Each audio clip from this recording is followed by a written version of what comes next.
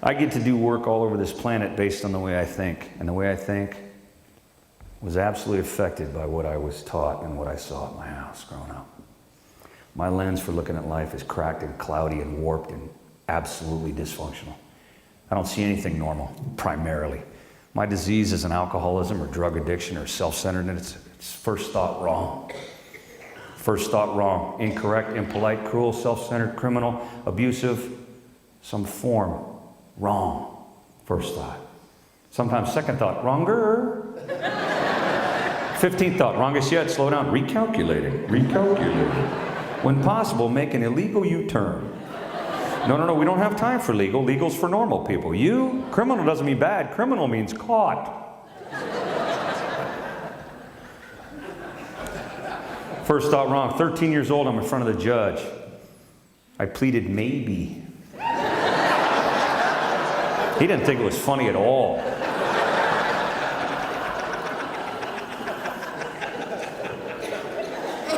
It's like somebody in public say, what's your first name? Why would you hear? What do you know? Where are you from? I was watching TV. I'm always watching TV in a hotel. I spend about 225 days on the road every year. I would spend 360 on the road if I thought it would make more of a difference, to bring some kind of sanity to the insane life without humor or mirth or joy. It was given to you early. TV commercial comes on and it says, when you really think about it, what's more important than whiter teeth? A lot? A whole bunch? Everything? How great is your day when your whole priority is worrying about the blessings of bleach? So I bought it, I bought some. And I did, but I can't use it on the road in a hotel because it comes in a syringe. And I don't want to accidentally forget and throw it away in the wastebasket in the hotel room because I don't want to be that guy. Hey, did you hear about the sober guy that was here to do the benefit? The sober guy? Yeah, too bad about his relapse at the Ramada. The Ramada makes you want to relapse, but he did. He really did. We found syringes in his, it's too bad. And he had such a nice smile. So sad.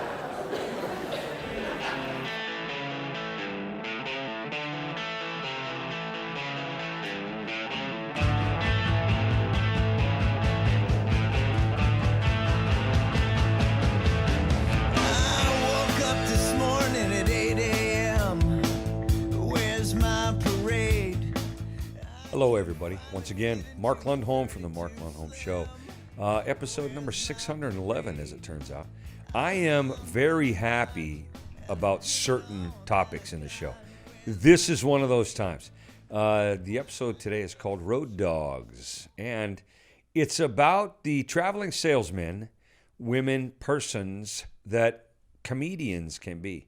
One-nighters are not just relationships for a comedian. They're business relationships, and Road Dogs will include some of the history, some of the iconic people that all started doing one-nighters back in the day. Now, because I'm that older guy, and I'm talking to some youth out there too, it didn't used to be the case where you could make yourself famous by a minute clip that went viral. You couldn't just say 2 or 5 or 50 words and become an overnight hit on social media somewhere. You had to earn your stripes. There was an apprenticeship for the journeyman position of being able to do comedy for a living. And a lot of us spent a lot of time in horrible motels, late night diners, rest areas where you couldn't get through because of the snow or some kind of interruption in weather, and it was closed down. The road was closed, and you're going to sleep in your car one more time. I cannot count the nights I spent sleeping in a rented and or little, as it turns out, 1987 Nissan pickup truck that had a very, very limited heating capacity, and I'd have to sleep on the floor of the car with my body over the tranny hump there to stay warm. and with the motor running. And if you ran out of gas, you ran out of heat. You ran out of heat, you died. This was not a severe situation every time, but I got to tell you, we got some road stories. My guest today is Auggie Smith, personal friend of mine. You're going to love him too. He is a road warrior. Mark Lundholm, road warrior. I know a whole bunch of them. Early in my career, I was working in Canada, and I was driving in between every city. Different night, different city, different club, different show. One-nighters, weeks and weeks of them, 4, 5, 6 weeks of touring Canada in the winter in this little pickup truck I had at the time with a couple of snow chains for the 2 back tires, but nothing else. Crazy, crazy, crazy. It was really a challenge, and I loved comedy so much that I was willing to put up with almost anything, including this experience right here. I was in a town that was so small, one particular Friday night show, that they had one stoplight, and it was one of those hanging, swinging in the wind stoplights that just was roped up there somehow. Maybe they tied it, maybe they strung it, they put it up there, one street light in the whole town. And I had just finished the one-nighter on a Tuesday night in a little dive bar that did comedy once a week, but the dive bar was 7 days a week, all the time. They had the hockey game on the wall on the TV. I'm working right next to the hockey game. They won't turn the TV off because that's what they wanted to see was the hockey game. And, oh, yeah, and this little comedian guy from California in the United States is going to do 60 minutes of comedy.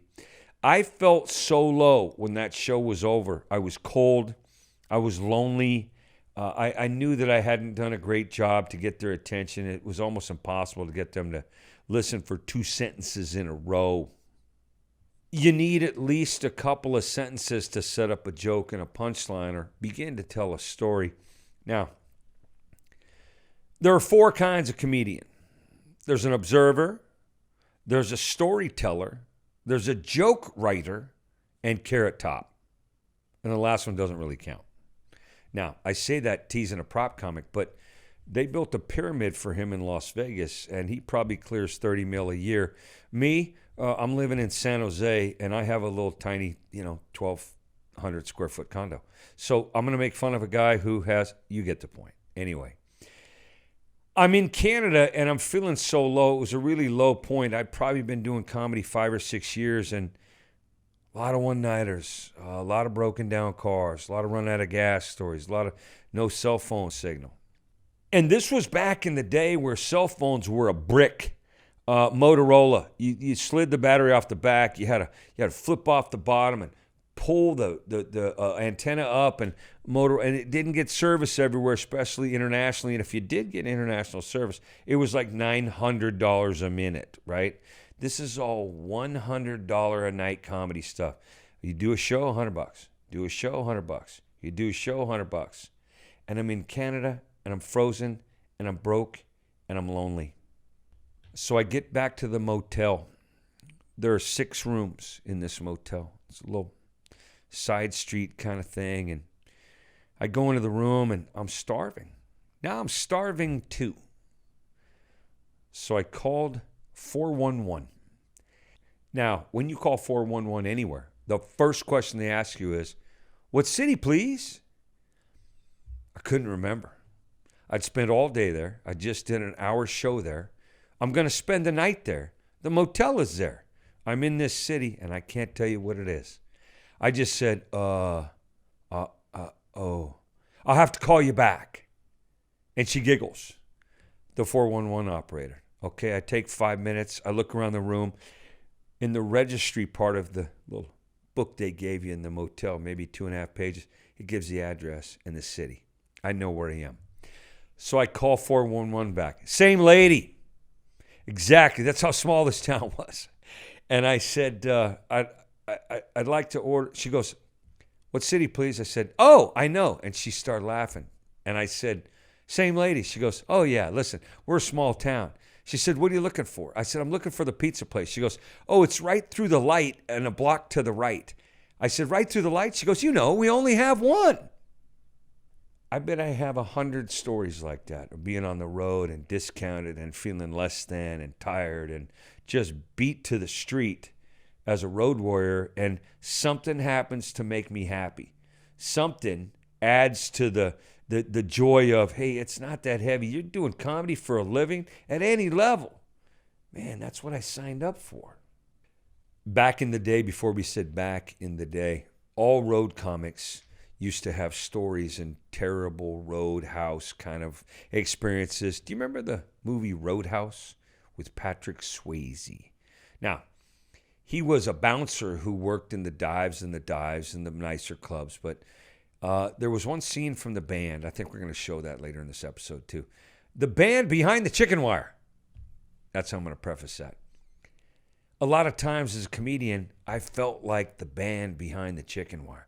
Chicken wire is to protect me from getting hit with a bottle in a dive kind of one-nighter situation. But back in the early days of comedy, you really had to get your street savvy, your street cred, and your stage legs.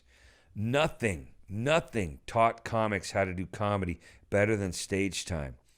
And unless you were the New York guy, the San Francisco guy, the man or the woman that could go into a club and just drop 5 or 6, 7 minutes on a regular basis on a regular comedy club stage with lights and a nice microphone and a crowd who actually wanted to hear comedy, you did it the other way. You did road stuff.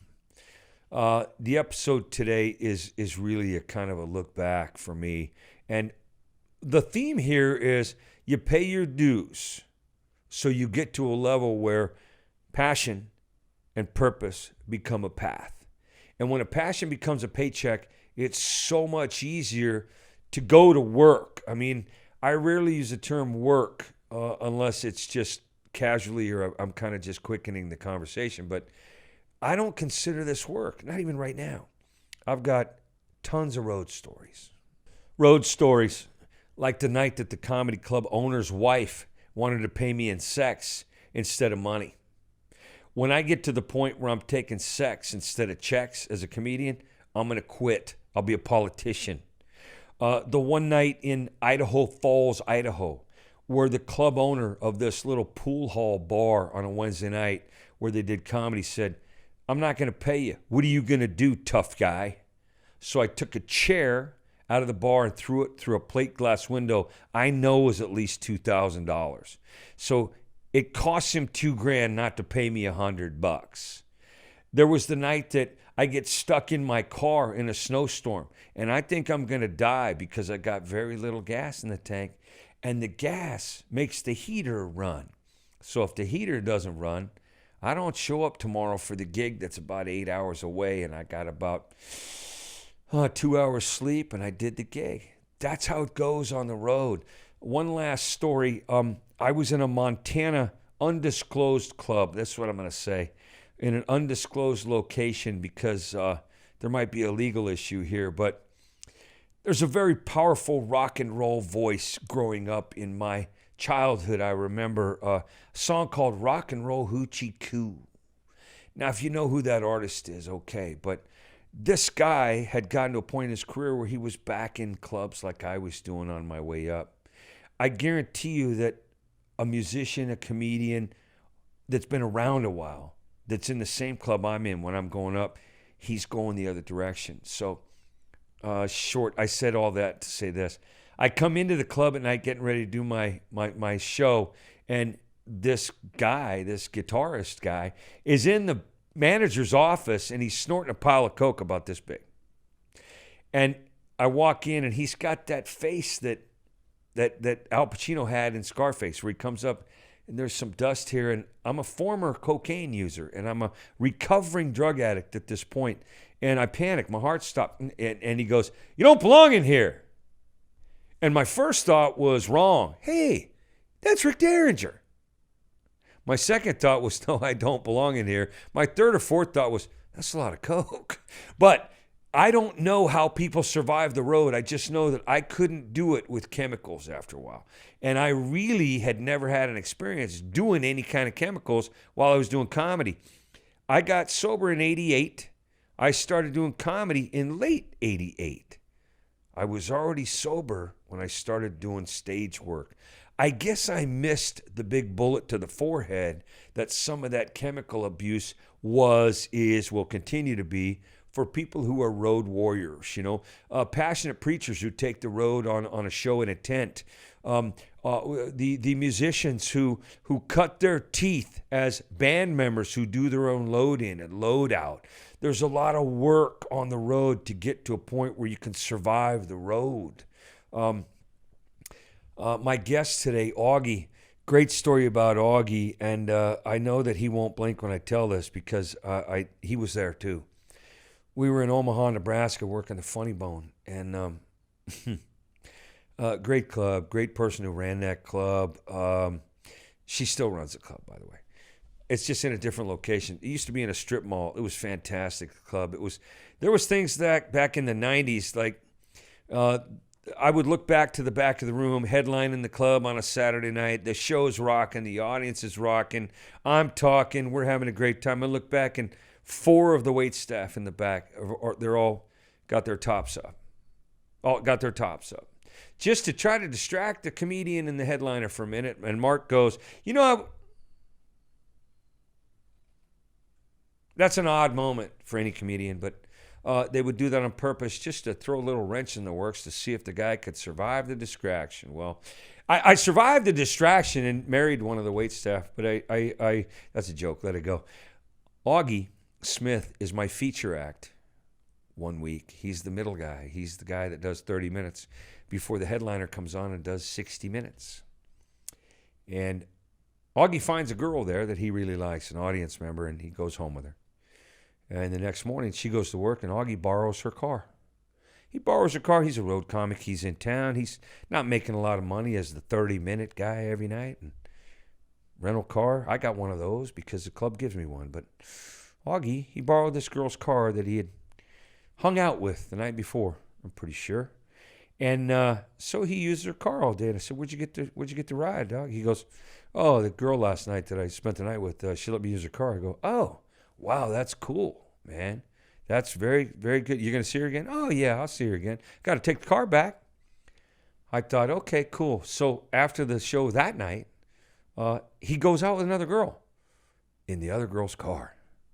Well, the first girl who owns the car, she comes and wants to find out where her car is. And coincidentally, Augie was with the car with another girl. The fireworks behind that were epic. I told that story for about 2-3 years after that. And Augie got me back. About 3-4 years down the road, he's a headliner. I'm a headliner. Augie Smith is working a club in the same city as I'm working a club where they're the same week. We're kind of competitors. Afterwards, we go out to this place, and both of us are trying to work a little magic towards some company on the road, some female company. We used to call it poking locals. I don't know if that's even a term I could get away with talking to my kid now, but we're both working on the same girl, the same lady. After 2 different appearances in different parts of town at different clubs and different shows and different guys, we're working on the same lady. And so he says to me right out of the blue, he says, Mark, Lundholm, hey, how'd that herpes thing work out for you? Dead in the water was I. I didn't say another word to the woman I was talking to, and I moved over, and I looked back at him, and I said, boom.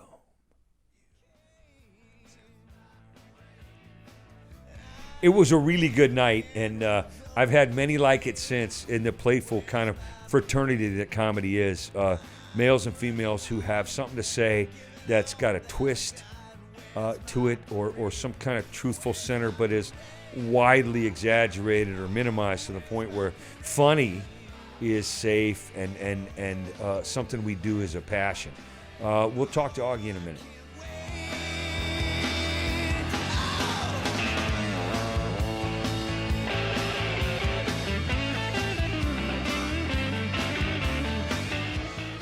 Hey everybody, welcome back to the Mark Lundholm Show.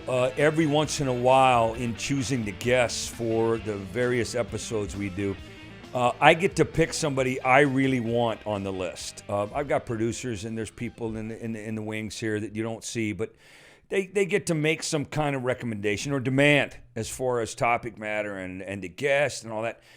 Today, I get to talk to a guy I truly love. I've met this guy in the comedy business when I'm going to say we were both kind of new, and now we're not kind of new at all. The guy I get to talk to today is in the comedy business, pretty much a legend, all right? And everybody who's everybody gets to know everybody at some point in the comedy business. It's a fraternity, sorority kind of combination of both. But after a while, everybody gets to know all about everybody if they don't meet them in person. They've heard about them from somebody who's met them in person. It's a small, small community. But this guy, when I met him, I thought, man, he's got an edge. He's got a powerful, razor sharp kind of view of comedy that I haven't even looked at yet. I got to comedy in a certain way. He's that guy who earned every kind of reputation he got, and that's in a positive light. I'm saying that right now. My friend Auggie Smith is with us today. How are you, my brother? I'm doing great, my friend. Good to see you. You're looking well as always.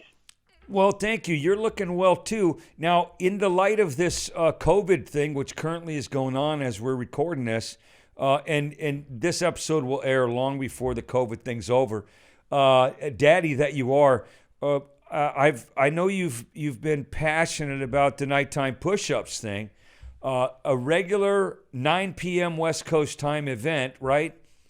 And where'd the inspiration for that come from?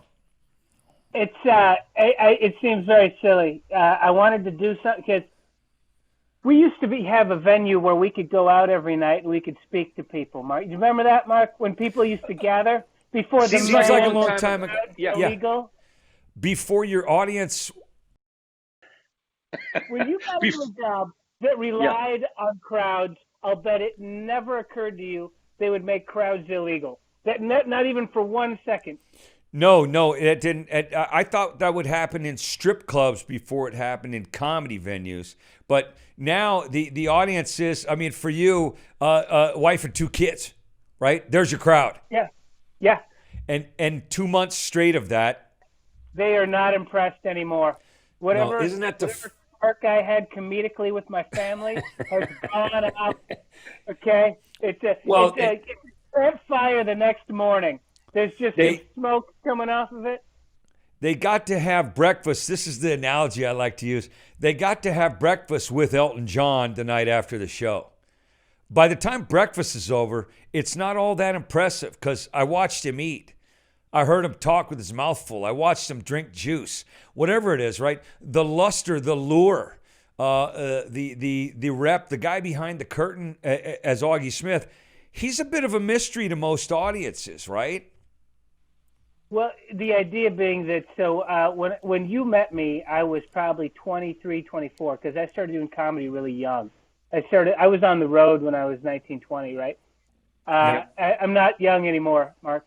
So I spent between 20 and 40, I was a comedian and nothing else. That's the first way you would describe me. The first thing you'd say about me is he's a comic. And then I met my wife, and then we got married, and then we had kids. And now, to be quite honest with you, a comedian is probably the 4th thing that I am. There's husband, and there's father, and there's avid fantasy baseball player, and then there's comedian, like somewhere back there. So you wait till number 4. You wait till number 4 to start making money at something. Yeah, exactly. Okay. Hey, I hit the lottery. I married a beautiful woman that's really successful. The only thing I'm adding to the house right now is my ability to kill spiders. It's all I can do, Mark. I got nothing else. And I can kill them too. You know, and you've had lots of practice being home. The name of this episode obviously is Road Dogs, and literally there's always a double entendre to the titles of the episodes, and the Road Dogs we understand as comedians, right? What about the other part of that is, like, I met you, like you said, very early in your career. It was also fairly early in mine. I got started later chronologically than you did age-wise. But I think we were a certain level. Now, correct me if I'm wrong. And listen, you can find Augie Smith in a lot of places. He's not hard to find, social media and everything else. And powerful material. I can still, to this day, quote at least 3 of his jokes that I found masterful. Masterful. You get a huge and get to mangle the English language. Now, you know what joke that's from just by the punchline. You know what I'm talking about? You remember? That's an old one. Yeah, that's an old one. But yeah, I remember that one. That was a good one. If you've got a trust fund, you don't get to be from the hood. Yeah. So as complimentary as that is, I know that you had material, always have your material, just wells and wells to dive into. As a road dog, we met, I believe it was in Portland. I think we were on the same bill. Our first gig was in Medford, Oregon. Remember that? It was that one bar that I worked at. It was 3 different places over the years. Yeah. It's this gigantic room. It's a gigantic bar, and the stage is just on one end of this big empty room. And it was just always a madhouse. It was just always just having, you shut up. I remember there's an old story. Andy Andrus, I don't know if you know him. He's a comic out of Eugene. Before he was he was opening there, and the door guy said, "Hey, look, if you have any trouble with anybody, say I'd like to get this gentleman a glass of water, and we'll get him out of there real quick." Okay. So they bring Andy on. Within 3 minutes, he's completely lost the room. And so he just stops. He says, "Yeah, I'd like to get a glass of water for everyone in here." You know, the road. We did. I remember. It was out laughtering you, and you had some funny lines, and you're zinging them, and you're getting laughs. And then at one point, and it was one of the most real things I'd seen in comedy at that point, you just said, "Look, all these people paid money to see a show, and you're wrecking it." Like, you just stopped, and you were just very honest with them about, here's what you're doing. Here is why you're wrong. I'm going to stop making fun of your small dick or whatever, and I'm just going to tell you that you're being an asshole. And it was just beautiful, because they almost understood it for a minute. They were almost like, yeah. And you say almost, when a comedian is talking to an audience, there's their understanding and perception that the show is for them. As narrow-minded as that is, you and I know it's for everyone. You know, we're bottom line, temporary servers for the evening. We're not serving drinks. We're serving fun. We're serving foul, whatever it is we brought. Whatever palate they want. You have a very. I encourage people to go to Augie Smith's anything social media, and there's crisp, there's political, there's savvy, there's biting, I remember being impressed watching you. Medford was the first time, and I remember you came up.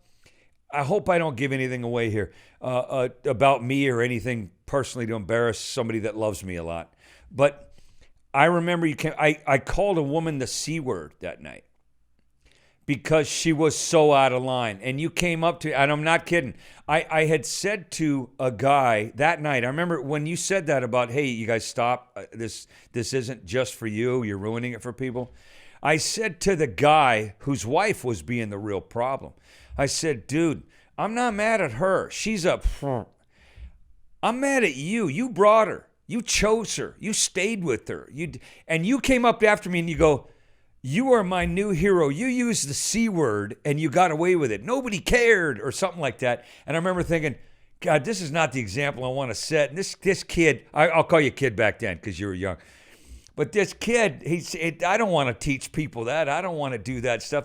But that's exactly what was going on, was the authenticity of, hey, listen, I'm doing the best I can up here at my job, which I'd like to become a career. You go from passion to job to career to paycheck, right? Now, you've made a living doing comedy for a lot of years now, and it's because you have a certain, what they call POV in Hollywood. What's your POV? What's your point of view? You've got a very, very direct way of addressing a situation. That stuff on the road, it works with a crowd. How does it work at home right now? being there too much. That direct line to a situation. I am such a different person than I used to be. I'm just a completely. What's funny is that so in comedy, when I started, my view of comedy at the time was everybody not in this room is a jerk, and so let's make fun of everybody not in this room. And then as comedy progresses, it's like they're all a jerk and I'm a jerk also.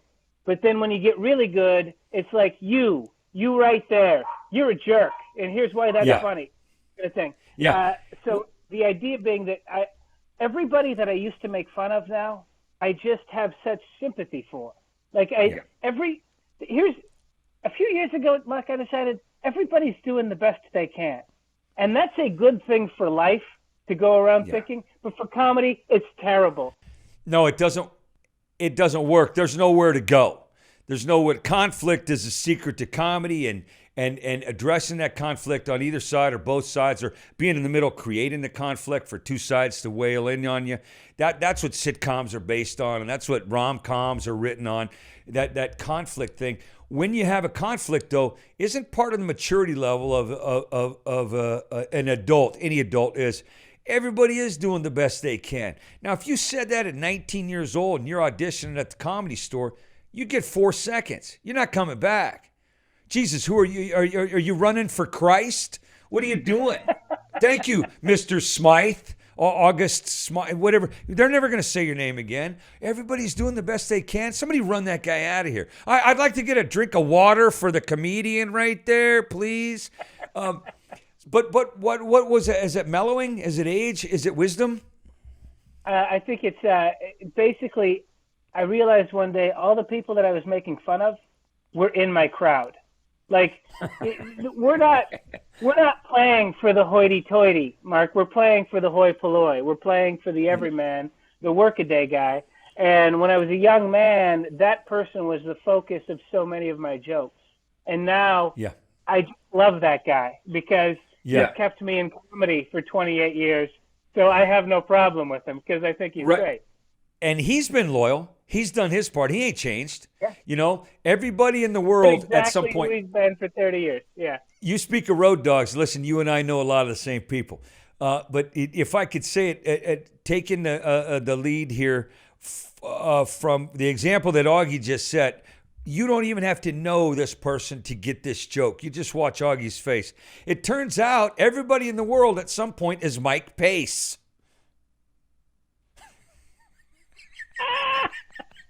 Yeah. It's it. Everybody, oh, sorry about that. Sorry, but everybody has their thing, right? I know that after a while, I got to the point where I didn't want to hurt people. I didn't want to hurt people. I don't want to make friends with everybody either. I don't need a lot of friends. Do you? Well, I think that as a comic, maybe this is just a person thing. I like everybody to like me, but I don't go out of my way to call them. That's authenticity. Yeah, you know what I mean. I want people to speak well of me. Sure. Okay, so I'll be honest with you. I thought of two people when I was doing the list of. We've done themes on parenting and addiction and professional athletes who ran out of gas and they don't get clapped for anymore, nurses and infertility and all kinds of topics, right? But I wanted to do something special about road dogs, meaning there's road comedy and then there's comedy now where, man, if you put the right sizzle up there, for a minute and a half, you got 2 million followers all of a sudden. You went viral. You didn't have to go to Pocatello, Idaho. You didn't have to go to Medford, Oregon. You didn't have to work that big room where it's in the corner and it's just like an airline hangar where they could park 4 planes and you got 40 people. And there was no cover and they don't turn off the pool tables. And that day you call and you say, what time is the show? And the bartender doesn't know that there's a show.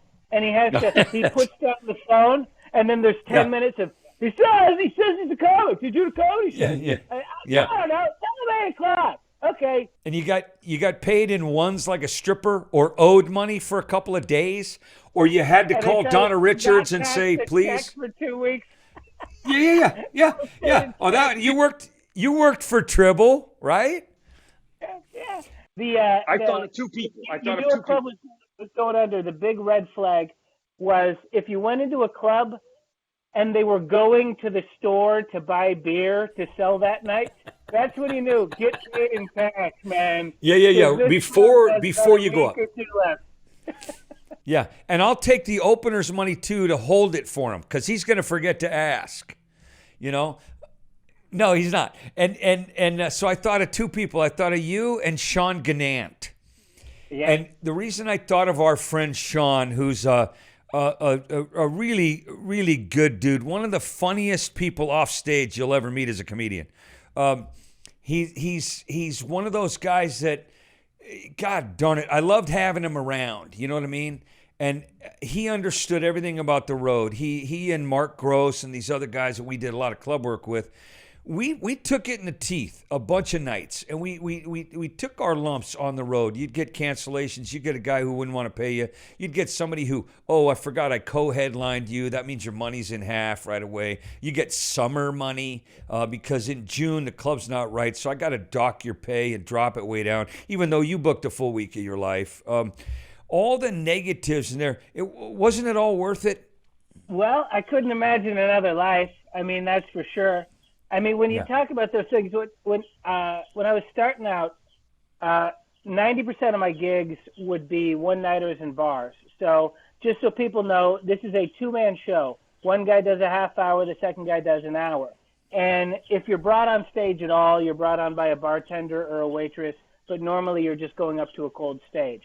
Now, that first 30 minutes is the hardest gig in comedy. I've done every kind of gig there is in comedy, and the 30 minutes opening a bar gig is the least well-paid, the least respected, and the hardest gig in stand-up comedy. So what I realized early on was that I needed just to get them to pay attention to me. And to do that, I would get really loud and then really quiet for absolutely no reason. Just in the middle of jokes, I would just start yelling, and then I would get really quiet. And after 10 or 15 minutes, people would start looking over, like, hey, what's going on? Then you sort of had their attention and could deliver. You know? But what happened was I carry that with me. Now, even when I'm doing good shows in nice clubs or theaters or whatever, I just start yelling for no reason. Yeah. Do you still do that, really? Yeah. I don't do it as much, but I still do it, yeah. Now, do you have bits that works for, so you do them? Yeah. Hey, I'm going up in volume. I better do this. Yeah, I like to write really, as you know, I like to write very long bits. The whole goal of my comedy has been to have just one long, hour-long bit. Is what I've never quite gotten there. I've gotten as close as they're basically right now. You could chop my act into 4 bits over the course of an hour. They have different subdivisions, different subsets of them. But I mean, that's the way that I write. And that's a bunch of jokes, but one long bit. Right. It's a longer setup to many different punchlines throughout a longer bit. And the problem with that is that when it doesn't work, you're in it. Like, this has happened before, where I'm in the middle of a 6-minute bit, and I realize they're not buying it, but I got nowhere to go, man. I ain't just going to pull the ripcord. Well, you're committed to that movie. That's the movie I brought tonight. Here we go. I don't know that there's anything more painful for the comic who's going through that, where you know that the light's going out. You know, the light's going out, and you can tell they're not getting it. They're not going to get it. They don't like me. They're not going to like me. There's nothing more painful for that comic. There's nothing more joyful for the other comics to watch. Do you remember that part? So fun. So much fun. Because we know what it's like. Yeah. That guy is eating a huge. Share a car with him the next day. So you can Yeah. So I like telling this story. Mitch Hedberg, a friend of ours.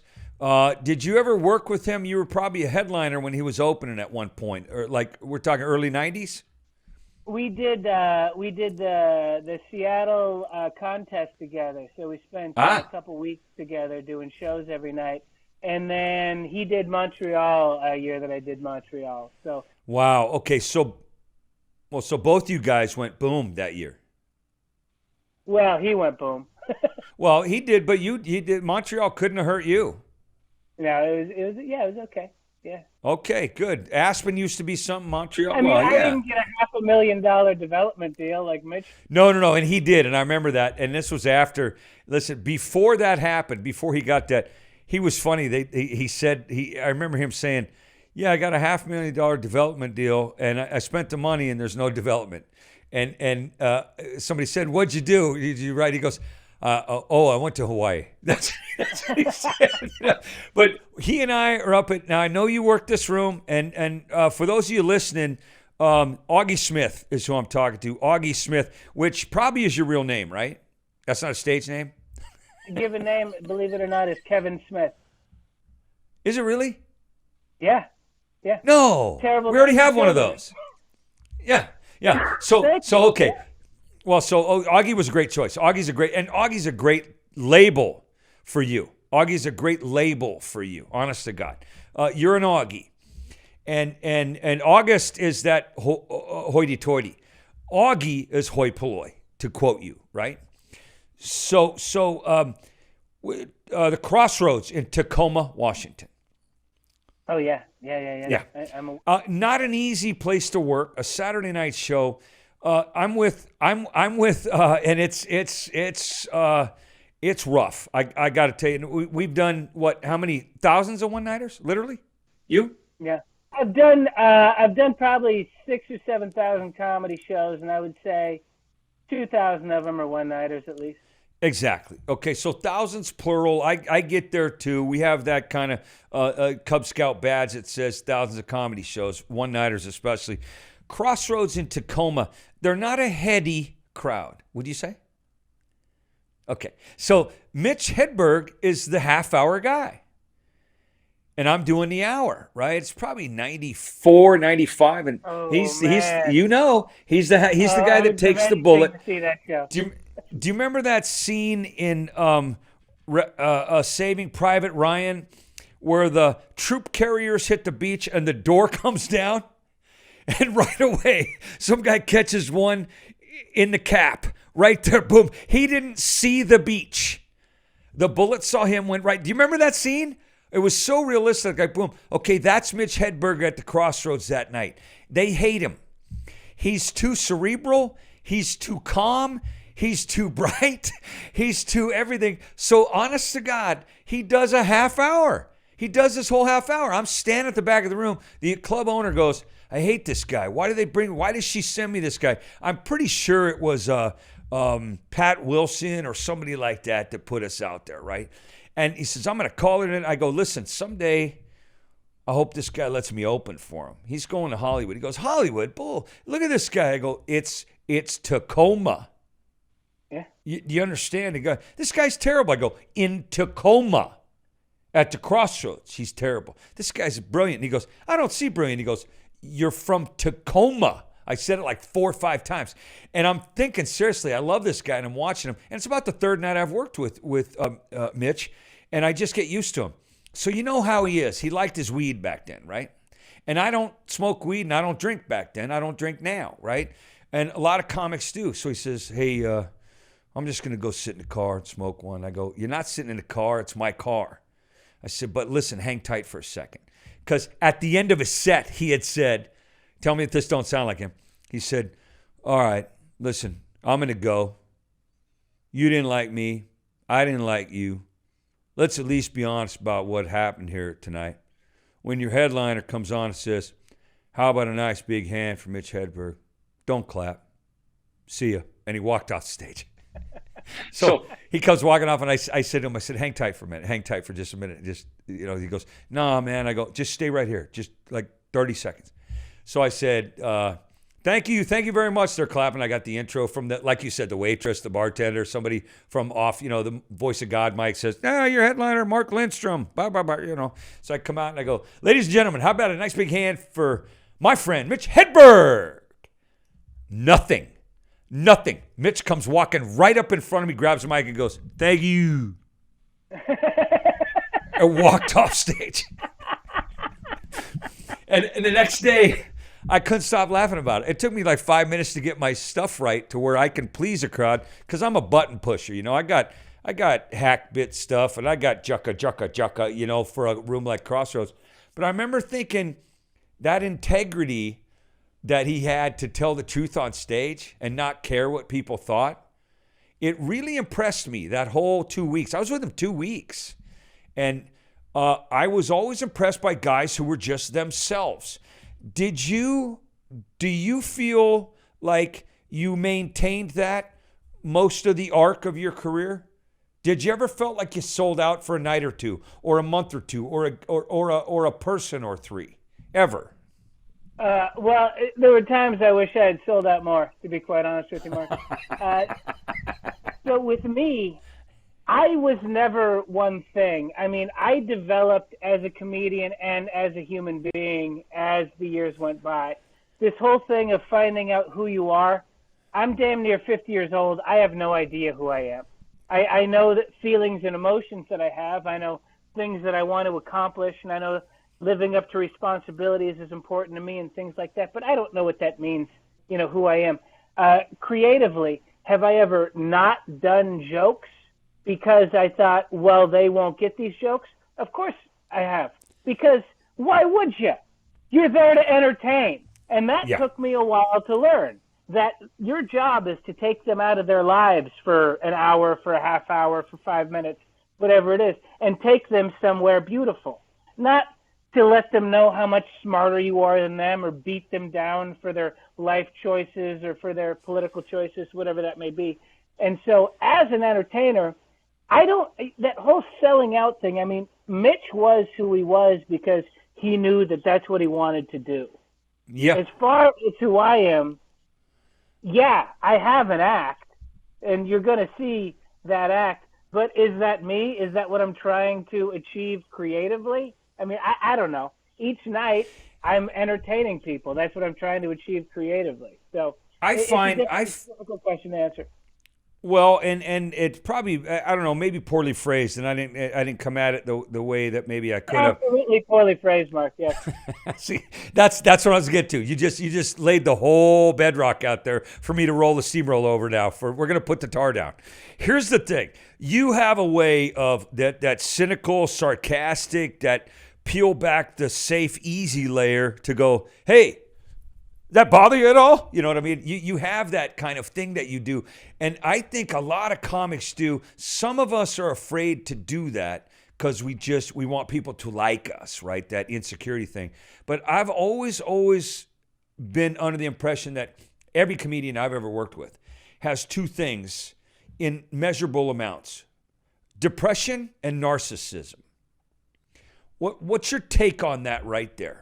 Well, I believe that when it comes to narcissism, the act of stand-up comedy is the most narcissistic thing I can possibly imagine. Standing up in front of people and saying, "Everybody, shut up for an hour because I'm going to talk and you're going to listen." It is a ridiculous thing. It's a ridiculous thing, and which is why it's the most beautiful art form, I believe, because it is the simplest of the art forms. It's just a guy talking. Yeah. And I'll say that this other thing real quickly before we continue with that is that I believe it to be true that when we can't do stand-up anymore, when people can't sit and listen to their fellow human beings speak to them and take them somewhere only with their words, that's when society is lost.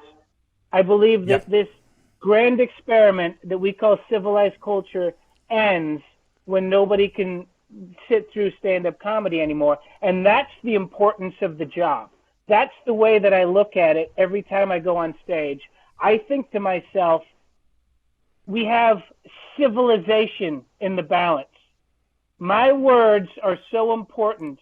So you want to call that narcissism? Of course it is. Of course it is. And it has to be. It's like I'm watching the Michael Jordan documentary. He thought he was the greatest in the world because he was the greatest in the world. He was a jerk to all of his teammates because that's how they won 6 championships.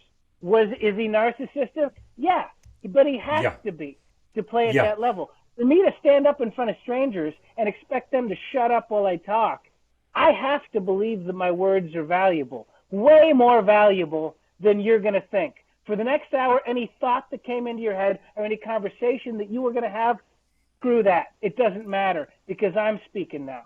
So you better be narcissistic. So it's the exact opposite of being a husband then, is what you're saying. Yeah, pretty much. Yeah. So the depression narcissism thing, I have it, you have it. I mean, any comic you can name, Ellen DeGeneres, somebody who's obviously witty and aggressive, George Carlin, somebody who's Patton Oswalt, who's kind of the lumpish kind of. He's not afraid to make fun of himself ad infinitum, right? There's a depression there too, though, that we live with that says, I gotta come down, or I gotta stay down, or I don't have anything really that I'm powerfully positive about because I don't want to be disappointed. Comedians are cynics in a lot of ways. We peel off a lot of labels. Somebody says, here, that's what it is. And you go, nah, not really. Here's what it is, right? And we don't put a label on it, but we get to talk about it for an hour, that thing. That really made me laugh about no thought in your head gets to stay in your head as long as I'm talking. You have to put everything aside. Here's Augie, Augie, Augie all day, Augie, Augie, Augie.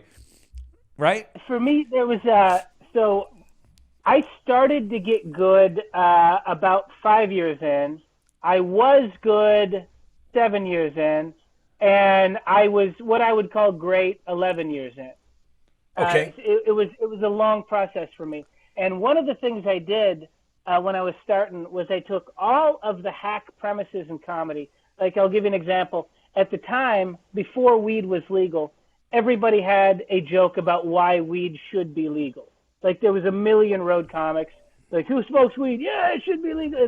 And a lot of them were great jokes. I do not dispute that. But I wrote a joke about why weed shouldn't be legal. Because let's take it the other way. And so it was, of course, satire and sarcasm. But then I thought, wow, this is fun.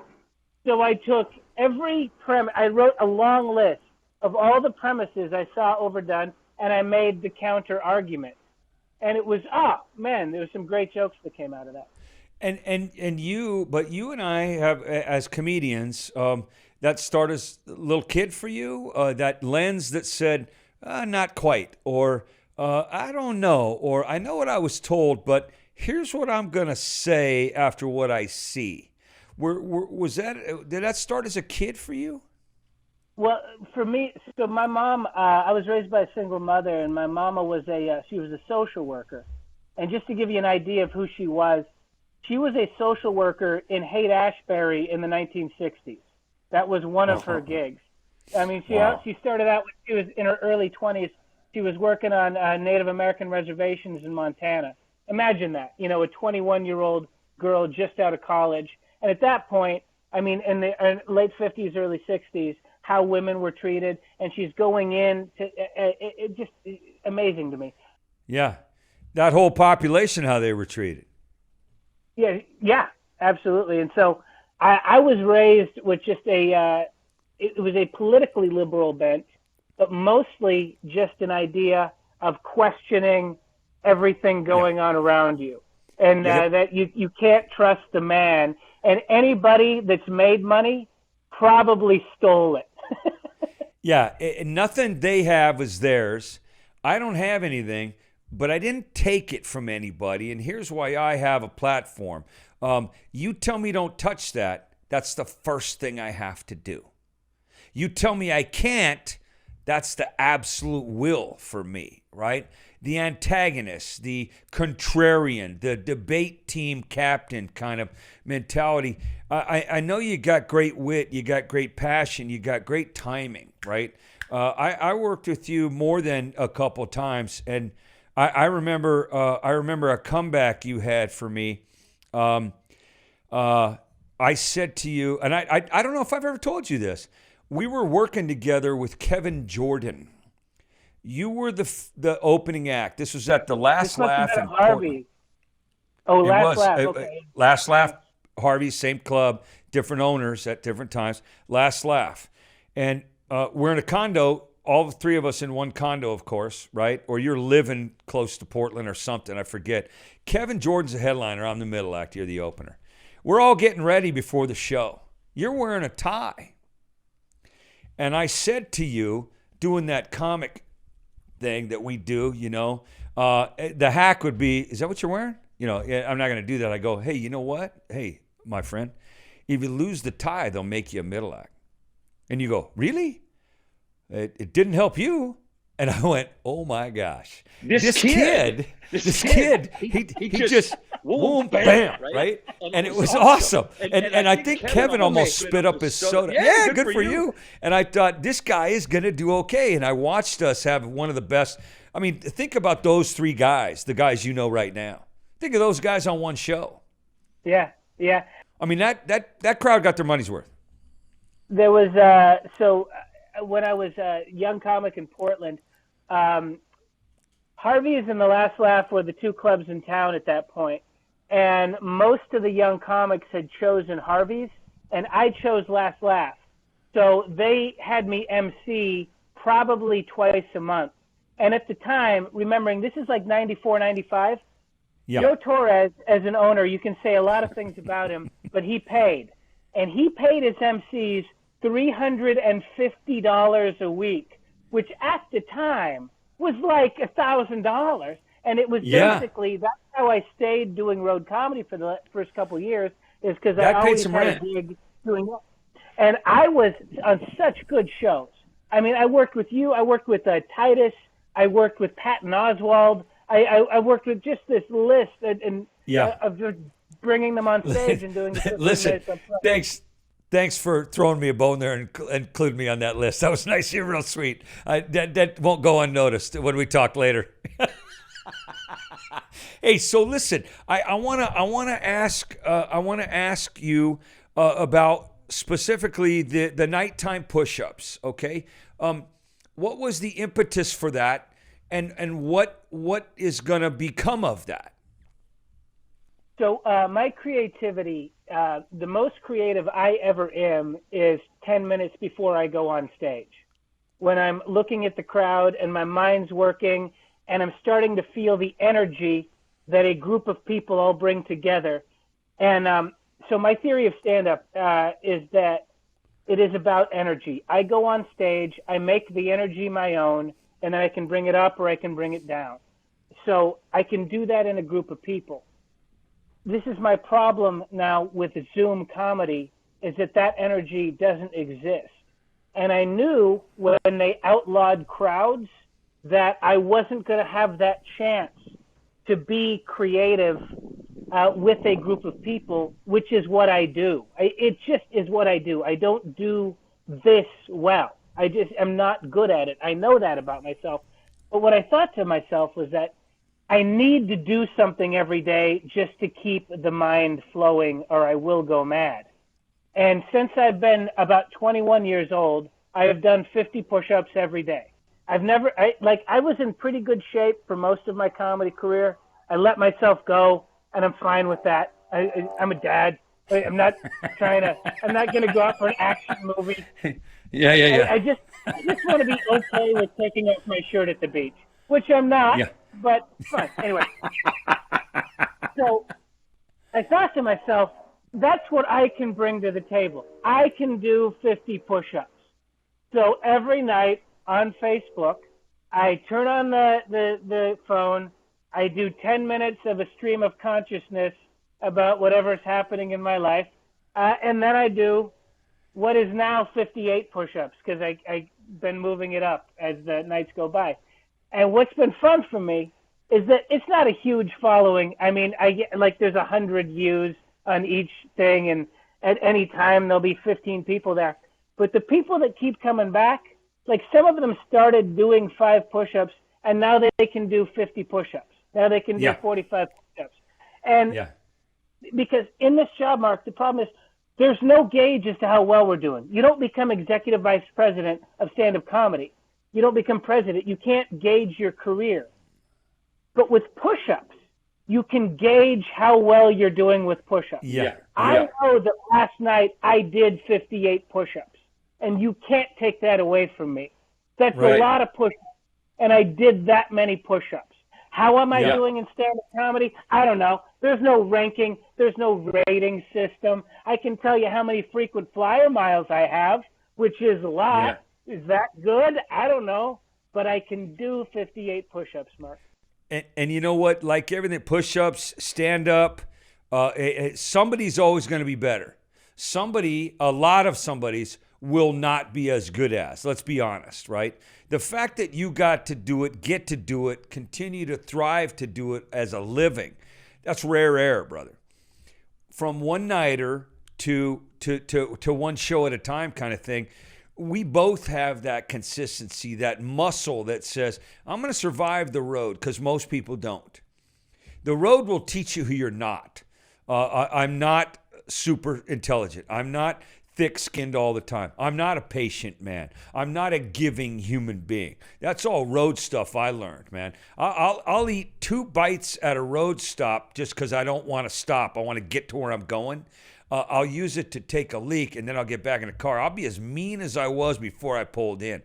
And the next person that comes across is not going to think I'm funny. And if I told them I was a stand-up comedian, that's the last thing in their head they thought I did for a living.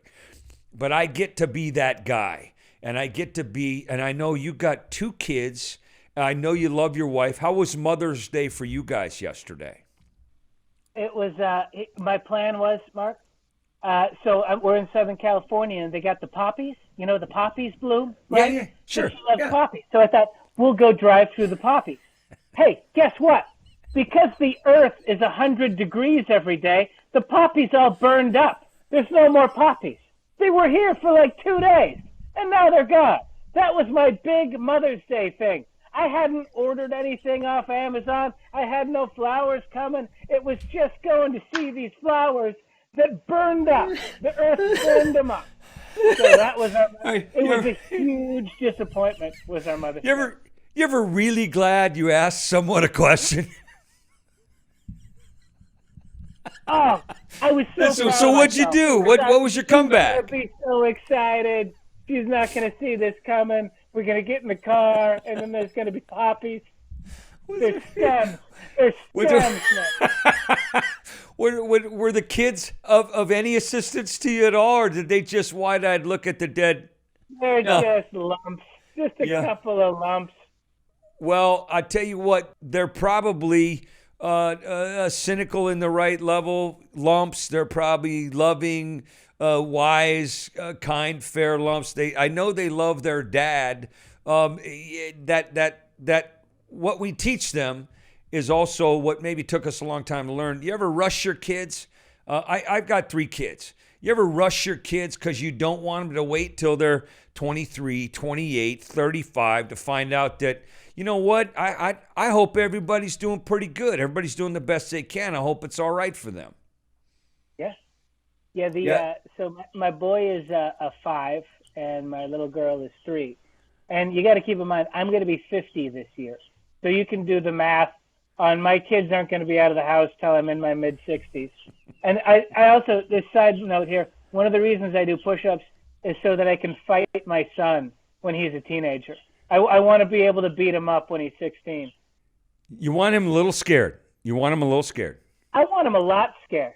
In fact, his 17th birthday, I'm going to cold cock. I'm just going to absolutely... He's going to walk into the kitchen with this stupid hair going everywhere. I'm just going to go, bam, knock him against the refrigerator. I'm going to say, you got 1 more year, man. You don't want another one of these. Yeah. And then I'm going to go, ow, my head. Yeah, tell him the truth after that. Ow, I sprained my wrist. No, so you live your life, and I didn't know if I'd ever have kids. Like, when you're on the road and all you are is a stand-up and you're in a different gig. I mean, Mark, at one point, I went 6 months without a house where I just had my stuff in an old 1980 Plymouth Horizon. And this was not 1980. This was decades past that. Yeah. And I was just driving around the country and that. And so, I'm not going to have, it never occurred to me to have kids. And then you get to be older and then you start to make a little bit of money, and you become more of a man, and then you start to take on responsibilities. Then you meet a girl, and all of a sudden, here you are, you have kids. And they talk about how it changes you. It changes you as a stand-up because the patience that you have to have for children, I think all of a sudden I have that patience with crowds now. I'm not so mad when they're a little bit unfocused. There's a parallel between stage and life. Shakespearean as it is, all the world's a stage. I think just the opposite. All stage is the world. And that's comforted me so many times I can't tell you that the stage has everything that a relationship has. It has mystery. It has surprise. It has, somebody didn't do their part. Oh, somebody showed up loaded. Somebody's not as good as I remember them to be, or somebody's not as good as I expect them to be. The stage has everything a relationship has in real life, just magnified in a huge way or an immediate time. And that is something we've survived years of, and one-nighters, literally one-night relationships. How many did you have that were exactly like the show that you did?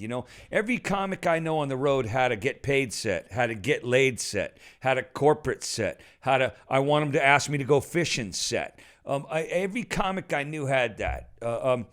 What we stopped doing, I think, it sounds like you have, is stop trying to be everything to everybody.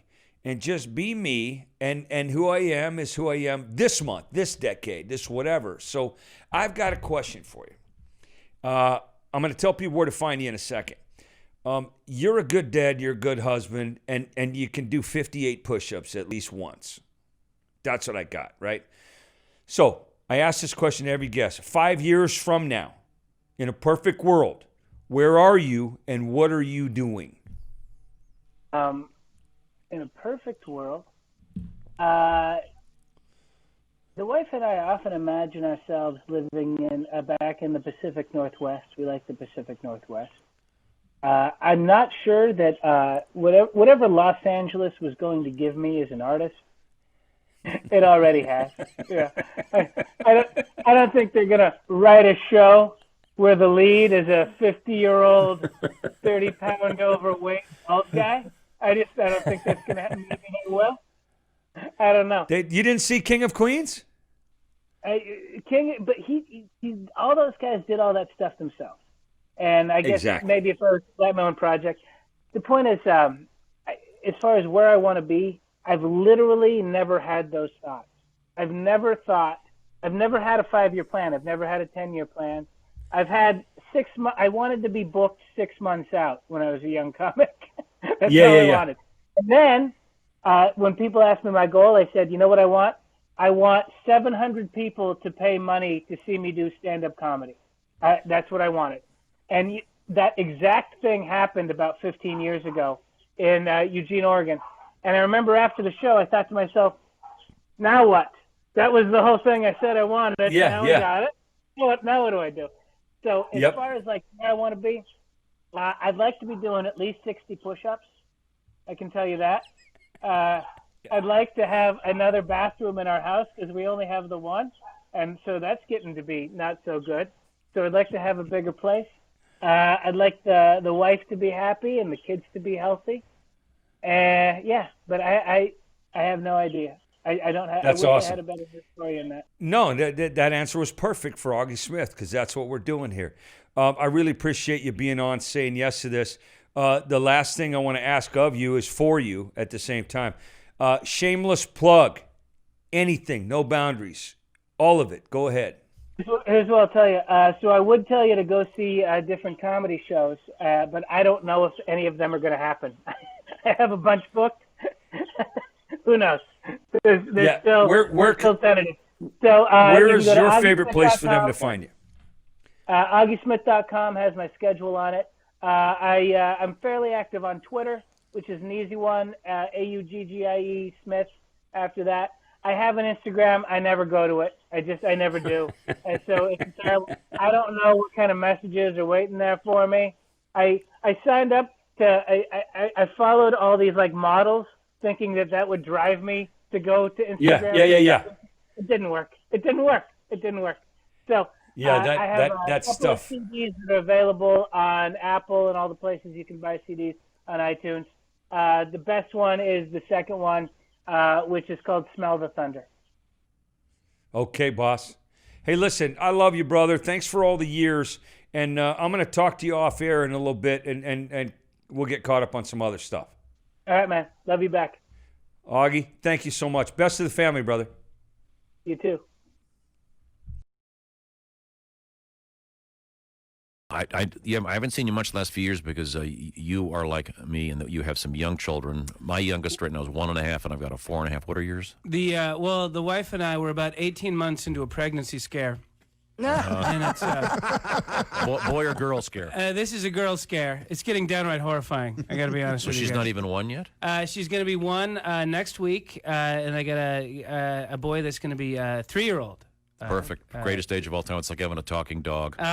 Yeah, but if a dog didn't do anything you said, just get off the chair. Can't you see I'm bigger than you? Can't you see that? Brilliant. Look, here's the deal. This is 2 kids now, and anybody out there listening, if you don't have kids, way to go. Keep doing that. We're all very proud of you for not having kids. But do this for the rest of us with kids. Would you quit judging people's parenting?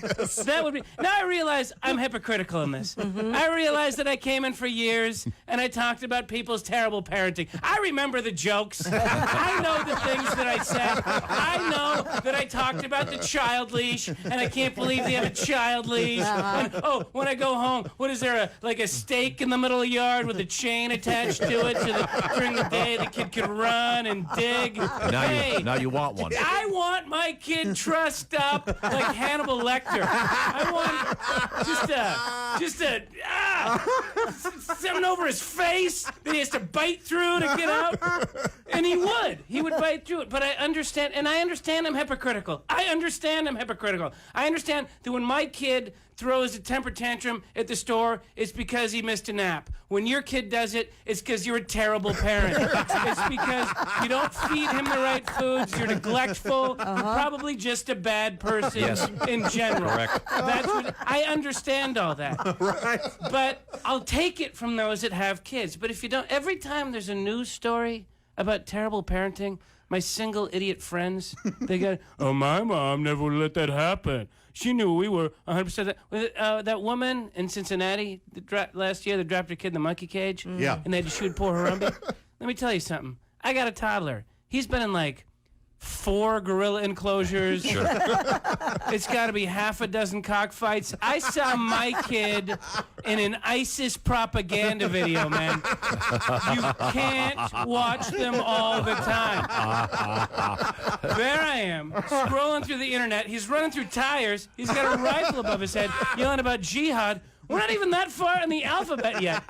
You can't watch them all the time. Oh, my mom knew we were 100% of the time. Your mom didn't know where you were most of the time. I have 2 kids. I have no idea where either of them are right now.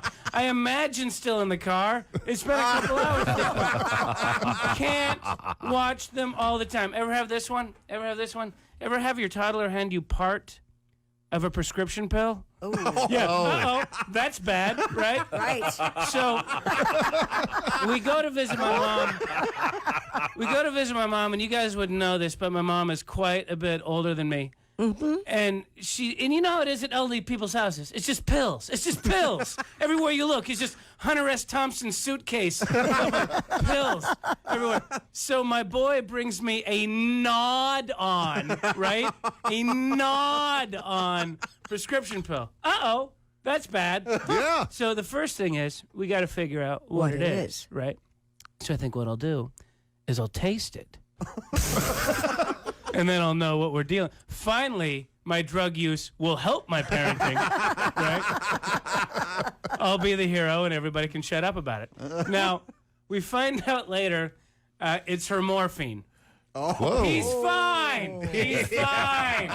Nobody come and take him. He's fine. Yes. For a while, he was really fine. But he's fine.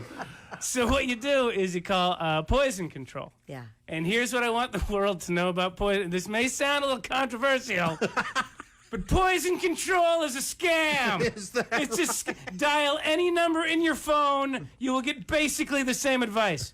So the first thing is she doesn't understand me. The first thing is she says, wait a minute. Your boy is in morphine? Yeah, that's right.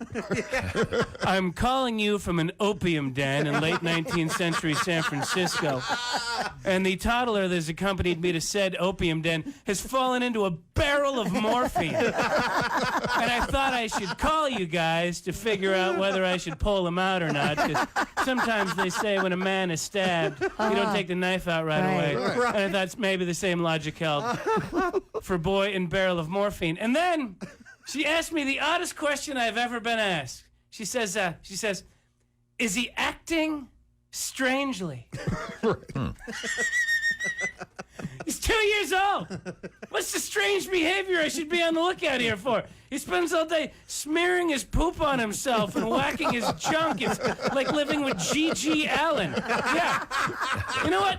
Now that you mention it, he hasn't been making full and complete sentences lately. It's as though he doesn't understand the rules of the English language at all. He's incredibly temperamental. Does that have anything to do with the morphine? When he doesn't get his way, he throws himself on the ground and hits and kicks his head. You know what? Sometimes he feels like this yoke around my neck, pulling me down, reminding me of the youth that I've lost and all the artistry I won't make because of him. Is that the morphine going on there? Oh my God, he's crapped his pants. Send somebody. The morphine is obviously taking hold. You're poison control. Why couldn't you stop him from taking it in the first place? Don't they have a job for that? Yes, it's called parent. Auggie Smith.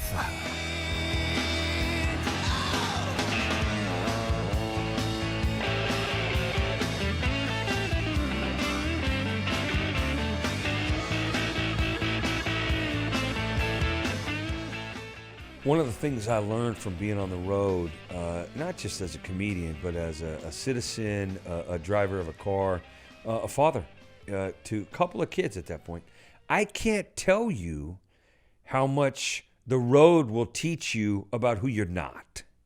I'm not a criminal. I'm not a tough guy. I'm not a verbally abusive guy.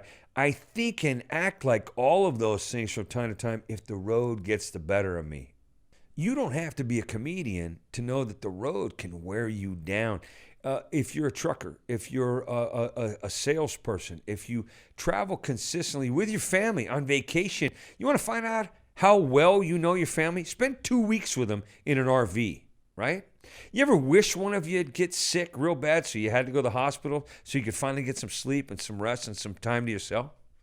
I hope that's funny to you because you've been through a situation where the road will depress you because we're compressed into a place where I'm not comfortable knowing my surroundings are going to change by the minute.